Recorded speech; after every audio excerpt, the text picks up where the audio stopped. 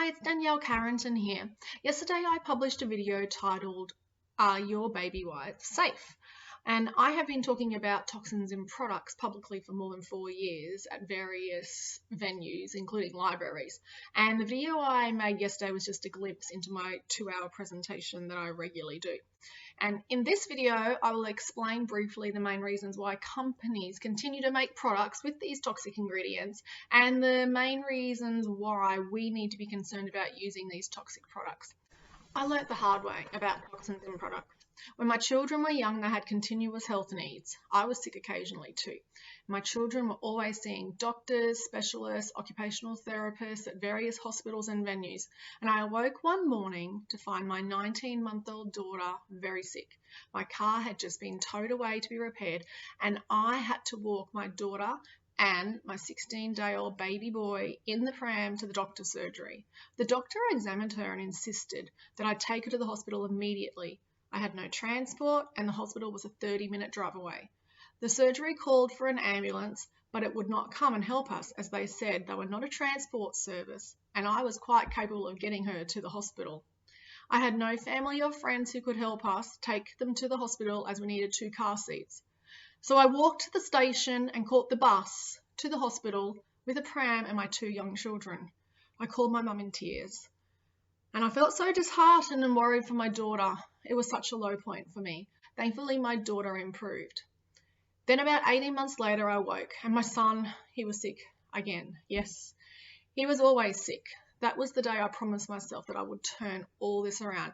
I would get our health back because we could not continue to live the way we were living. Both my children had various health needs that for the first 12 months of each of their lives required 1 to 5 visits to a specialist or a doctor every week. I felt emotionally and physically drained. I started investing everything to give us health, and I was determined to turn it all around. After making my video on baby wipes yesterday, I received a comment stating that I should send this video to companies who manufacture baby wipes to encourage them to make safe baby wipes. At first I felt reassured and believed that this is what I should do. Then it dawned on me. My video will not change companies, and here's why. Kate Grenville's book, The Case Against Fragrance, is an incredible book.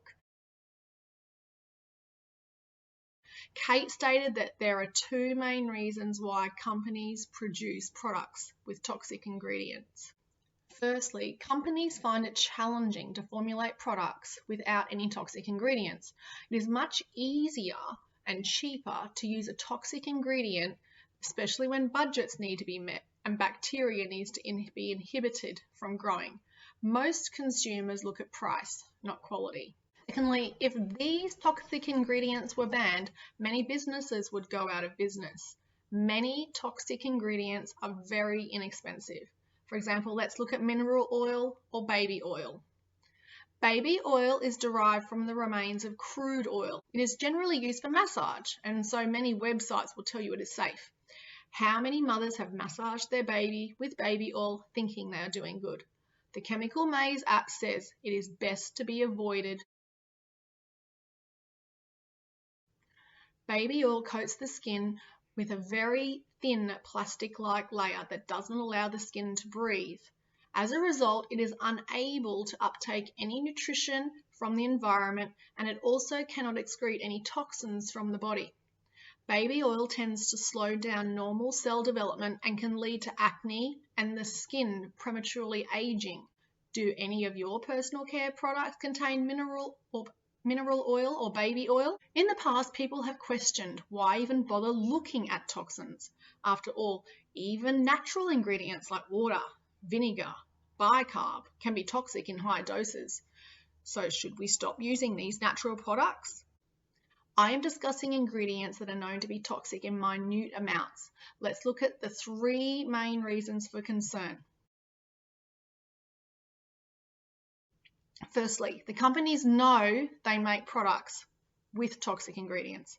They state it is such a small amount that it will not have an effect. However, a little here and a little there adds up to a lot. This is called the accumulation effect. Numerous studies have been worked out what are the safe levels to put in various products. then companies just have to ensure that they produce products that are at these safe levels. So now I ask you this: what happens when you're using 2 different products simultaneously and they contain the same toxic ingredient? For example, when a woman uses makeup and perfume on her neck, but with the same toxic ingredient, has she gone past the safe level? Secondly, there's the interaction effect. Studies generally do not look at how one toxic ingredient interacts with another toxic ingredient in another product. So, facial cleanser, makeup, facial wipes, shampoo, hairspray, perfume, all going onto the facial area with various toxic ingredients. No one truly knows how one ingredient interacts with another ingredient, and companies can control what happens within their own products, but they cannot control what happens between products. Finally, it is not just how many ingredients we apply, it is also how large an area it covers. For example, a face cream should only be applied to the face, as the toxic ingredients have been measured to be safe on this small area. But what about a woman or a man who applies the cream on their face, their neck, the backs of their hands? Should that be a concern? Have they gone over the safe limit? Consequently, we must ask, why do companies make products with toxic ingredients? It pretty much comes down to profit. When the lid on the bottle can cost more than the shampoo in the bottle, there is a huge profit to be made.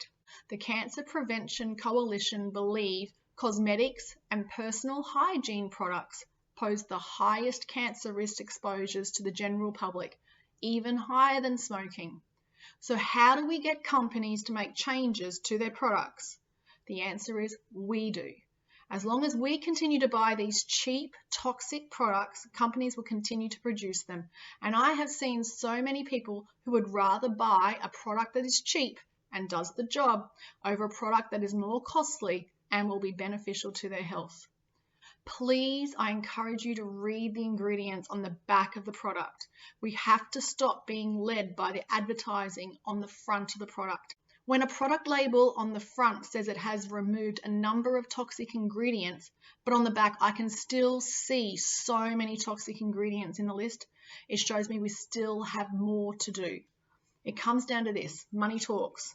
We are the ones who can make a change, and we need to show companies that we want products that are safe and benefit our health. If we buy products from companies that act in socially responsible ways, they will prosper and boom. And we need companies to stand up and show us the way forward with energy and vigor. I've been there. I know what it's like to not have health. And when people put their health and the environment first, then we see a positive change. It's not until we lose our health that we truly realize how valuable our health is. Today, I am grateful for the path that my children have taken me on.